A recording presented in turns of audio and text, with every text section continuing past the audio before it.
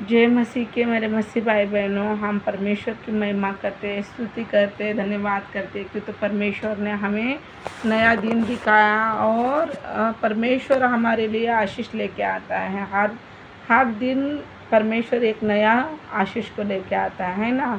तो आज हम एक गीत गाएंगे, परमेश्वर की महिमा करेंगे, स्तुति करेंगे सब मिलके। तो करते हैं। जय मसीह की पिता परमेश्वर जो सबको जो भी है भाई बहनों को प्रभु आप आशीष कीजिए और हमारे होठों को पर्च कीजिए। और जो भी प्रभु आप जो भी वचन बताने वाले हो प्रभु हमें तृप्त कीजिए वो वचन के द्वार से प्रभु, और हमें फलवान बनाइए। मेरे भाई बहनों जो भी देखने वाले हर एक को प्रभु फलवान बनाइए। पिता परमेश्वर दया कीजिए, कृपा कीजिए, मदद कीजिए, राजा सहायता कीजिए। मैं विश्वास करती हूँ आपने हमारी प्रार्थना को सुना, हमारे होठों को पर्च किया आपकी महिमा के लिए। इसके लिए धन्यवाद करती हूँ। सब आदर महिमा मान सम्मान आपको देती हूँ, यीशु के नाम से मांगते हैं पिता, आमीन आमीन। तेरे लिए सिर्फ तेरे लिए, तेरे लिए सिर्फ तेरे लिए मैं हाथ उठाता हूँ।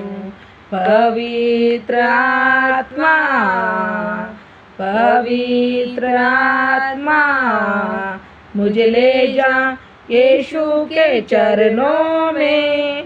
पवित्र आत्मा घुटने टिकाकर सर झुकाकर हाथ उठाता मैं तेरे लिए।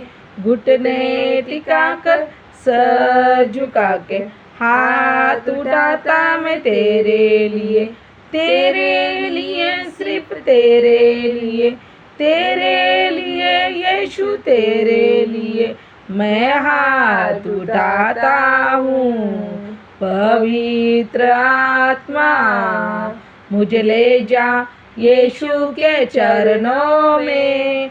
पवित्र आत्मा घुटने टिकाकर सर झुकाकर आंसू बहाता मैं तेरे लिए। घुटने टिकाकर सर झुकाकर आंसू बहाता मैं तेरे लिए। तेरे लिए सिर्फ तेरे लिए, तेरे लिए यीशु तेरे लिए मैं हाथ उठाता हूँ। पवित्र आत्मा मुझे ले जा यीशु के चरणों में। पवित्र आत्मा घुटने टिकाकर सर झुकाकर हाथ उठाता मैं तेरे लिए। घुटने टिकाकर सर झुकाकर हाथ उठाता मैं तेरे लिए। तेरे लिए यीशु तेरे लिए मैं गुनगुनाता हूँ। पवित्र आत्मा, पवित्र आत्मा मुझे ले जा यीशु के चरणों में। पवित्र आत्मा जय मसीह की हालेलुया। सच्ची में जो हम हाथ उठाते हैं तो सिर्फ हमारे यीशु मसीह के लिए ही होना चाहिए। क्यों तो वही एक मार्ग सत्य जीवन है। परमेश्वर प्रभु यीशु मसीह ही सत्य और जीवन हमारा है, इसीलिए उसी के लिए हमें हाथ उठाना है, उसी के लिए हमें आंसू बहाना है। क्यों तो हम जो आंसू बहाते हैं वो खाली नहीं जाते हैं। क्यों नहीं जाते? क्यों तो हमारा प्रभु यीशु मसीह बहुत ही दयावंत है, वो कभी हमारे आंसू को खाली नहीं जाने देता है। हमारा पिता परमेश्वर हमारे आंसू को कूपी में संभाल के रखता है, ताकि वो हर एक आंसू का हिसाब लेगा। मेरे भाई और बहनों, आप ये मत सोचो मैंने कितनी रोई, मैं कितना रोया, मैं कितना तकलीफ में था, मैं कितना दुख में था, मुझे किसी ने रिश्तेदारों ने मदद नहीं किया, कोई भाई बहन ने मदद नहीं किया, किसी ने नहीं किया, लेकिन आपका मदद परमेश्वर ने किया। मेरे भाई और बहनों, इससे बड़ी बात और क्या हो सकती है? तो परमेश्वर से बढ़कर और कोई नहीं है। देखो बहुत सारे लोग ऐसे, मतलब आप एक सोचो, मुख्य सामान्य के पास क्या पैसों की कमी है? क्या कुछ घटी है?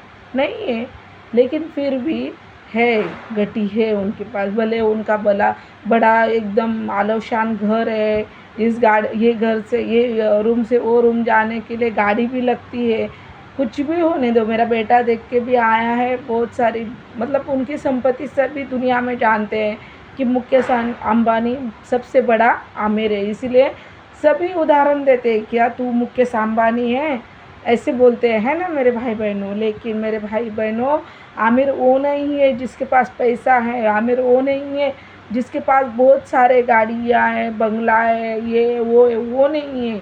आमिर तो आप लोग हो जिसके पास परमेश्वर है। परमेश्वर हमारा स्वर्गीय पिता, सबसे बड़ा आमिर कौन है? स्वर्गीय पिता।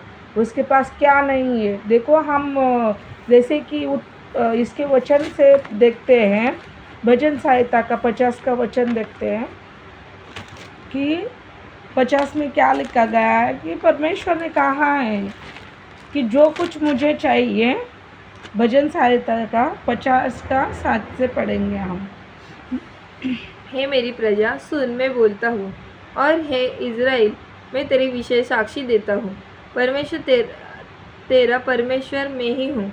मैं तुझ पर तेरे मेलबलियों के विषय में दोष न लगाता। तेरे होमबलि तो नित्य मेरे लिए चढ़ते हैं। मैं ना तो तेरे घर से बैल, न तेरे पशुशाला से बकरे लूँगा, क्योंकि वन के सारे जीव जंतु और हजारों पहाड़ों के जानवर मेरे ही हैं। पहाड़ों के सब पक्षियों में मैं जानता हूँ, और मैदान पर चलने फिरने जानवर मेरे ही हैं। यदि मैं भूखा होता तो तुझ से न कहता, क्योंकि जगत और जो कुछ उसमें है वह मेरा है। क्या मैं बैल का मांस खाऊं या बकरों का लहू पीऊं?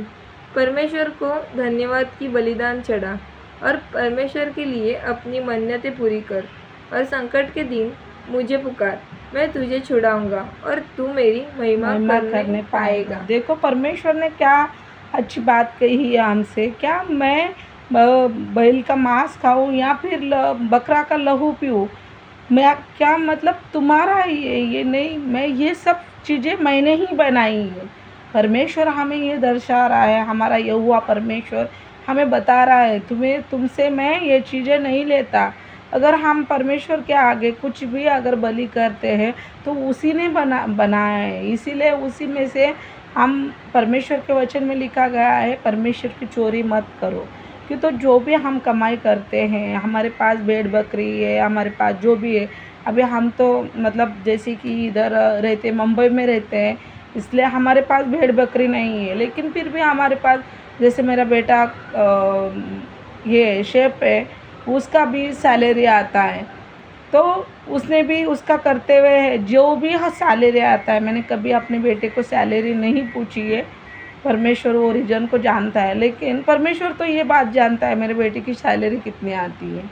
उसको मैंने हर एक बात सिखा रखी है, लेकिन उसकी ईमानदारी एक है कि बाबा इतनी सैलरी आई है तो वो सैलरी में से दशमान, परमेश्वर का जितना दशमान है, अगर 20,000 आई है तो 2,000 परमेश्वर का है, वो 2,000 वो चोरी नहीं करना चाहिए। अगर उसके 30,000 सैलरी आ रही है तो उसने 3,000 रुपये परमेश्वर को उसका दशमान देना चाहिए। आज वो 30,000 कमा रहा है, उसका दशमान अगर डाल रहा है ना, तो परमेश्वर कल उसको वही 1,00,000 रुपये जल्दी से जल्दी देगा। क्यों? तो परमेश्वर जानता है वो मेरी चोरी नहीं कर रहा है। लेकिन जब हम परमेश्वर की चोरी करते हैं ना मेरे भाई और बहनों, तो हमें किधर ना किधर घटी मिलती है। लेकिन ये बात हम मसीह लोग समझ नहीं पाते हैं।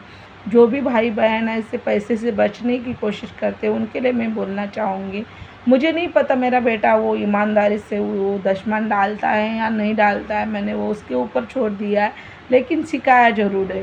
मैंने कभी उसकी सैलरी नहीं पूछी, लेकिन मैं अपनी सैलरी से अपना जो भी कुछ आता है तो उससे मैं, परमेश्वर जानता है, सेवकाई भी करती हूँ, और ऊपर से अपना जो भी कुछ कमाती हूँ तो परमेश्वर को भाग देने की मैं पूरा ये करती हूँ।